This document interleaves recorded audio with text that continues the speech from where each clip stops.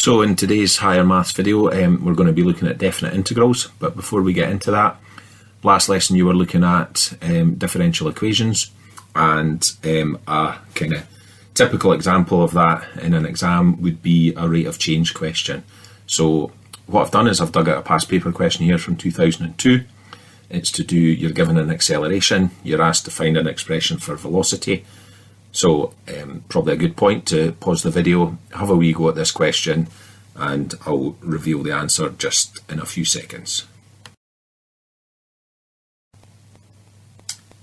So here's the solution. The steps we should have been going through to get there.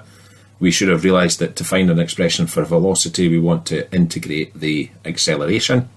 So if we go ahead and do that, we end up with a general form for the velocity, meaning that it contains plus c, but we were given conditions that initially the object was at rest. That basically tells me that when t is equal to 0, v was equal to 0.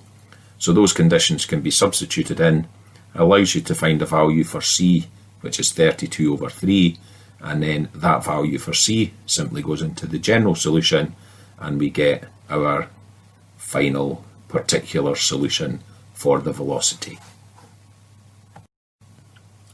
So moving into today's work on definite integrals, I've got a short note here that would be worth you pausing the video, getting this note copied up into your notes jotter, and then I will sort of talk about how we apply this method to an example in a few seconds. So as I mentioned, pause the video, copy this introduction to definite integrals into your notes jotter, and then we'll look at a worked example just in a second.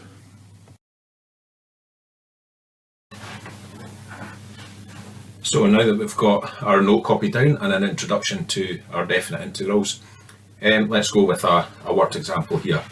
Again, got my success criteria down the left hand side, we'll do our worked example on the right hand side. Apologies for the lighting and the glare, haven't quite got my studio lighting sorted out yet, but hopefully you'll be able to follow along as we go. So as I say, all we're going to do is just going to follow our success criteria on the left hand side with this example on the right hand side. So step number 1 says prepare the function for integration.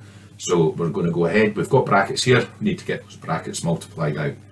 So my integral is now going to become, keep the limits there, just multiply out the brackets, and we're going to end up with 6x squared minus 5x plus 1.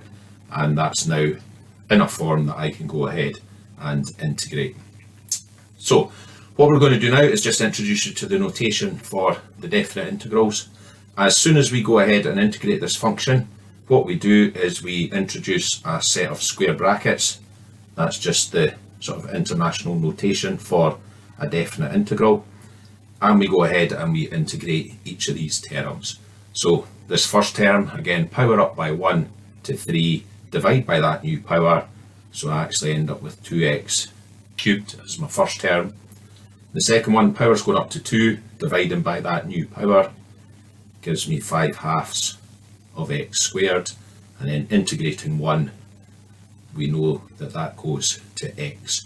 Now at this stage, normally when we integrate, you would have a plus c appearing, but you'll see here in our wee note, it says no need for plus c, and I'll highlight that just in a second why we don't really need that. So that's step number 2 done. So I'm a bit out of line, but I'm now going to do step number 3, which says evaluate the function for the upper and lower limits. That basically means that the limits that were up here have now moved to the end of my square brackets, and I'm now about to put 2 into my function and subtract from that the value when I put minus 3 into my function. So my first bracket here, I'm just taking my upper limit and putting it into this function. So I get 2 times 2 cubed minus 5/2 of 2 squared plus 2. So that would be the value of the function when the upper limit goes in it, and now I'm going to take away from it the value of the function when the lower limit of minus 3 goes into it. So I'm going to get 2 times minus 3 cubed minus 5 halves of minus 3 squared, and hopefully this is just going to fit on the screen. And then instead of, well, we're going to add x, but because it's negative, I'm going to get minus 3 appearing at the end. So now all I do is I just evaluate each of these terms. Again, you can pause the video if you want and work these out for yourself, but I'm just quickly going to show what we get there for each of the terms. So in the first bracket, I'm going to get 16 minus 10 plus 2. And then in the second bracket here, what I get for the first term is minus 54. The second term gives me minus 45 over 2. That's me just processing negative 3 in the second term, and then I get minus 3 at the end. I'm going to work out the value of each of those brackets. So the first bracket here gives me 8, and the second bracket, again, I'm just going to do it very quickly to the answer, just so that the video clip's a bit shorter. But basically what I did is I would make these all into halves. So this would be 108 over 2, and this would be 6 over 2. That would be the best way to do it. And then when you process it through from there, you get minus 159 halves there. Okay, so sorry, that should be a minus negative 159 halves. And then from there, we just calculate our final answer. So I would probably change my 8 into 16 halves, and then I can add 159 halves onto it, and I get 175 halves as my final answer.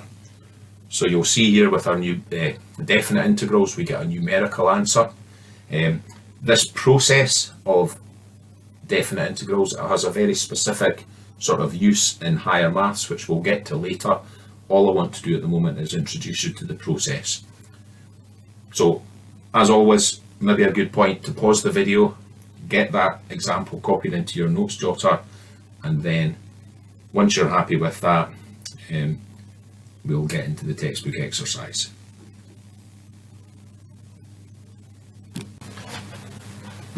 So just when I stopped the video clip there, I realised that I had kind of glossed over this no need for plus C part. I said I would kind of highlight why not, and I forgot to do it at the time. So at this stage where we'd integrated and we would normally have plus C, that gives me a constant term. Now really that constant term should have appeared in this bracket here, whatever it turned out to be, but it would also appear in this bracket. Because it's a constant term, it's going to be there in both cases. And because we're then finding the difference of each of these brackets, say for example my constant term had been plus 5, I would have a 5 in this bracket, but also a plus 5 in this bracket. And then when I subtract them, they would just cancel each other out. So the fact that your constant term is identical in both parts, there is no point in having it there at all. It's just going to cancel itself out in the end. So when working with definite integrals, no need for plus C appearing at your integration stage.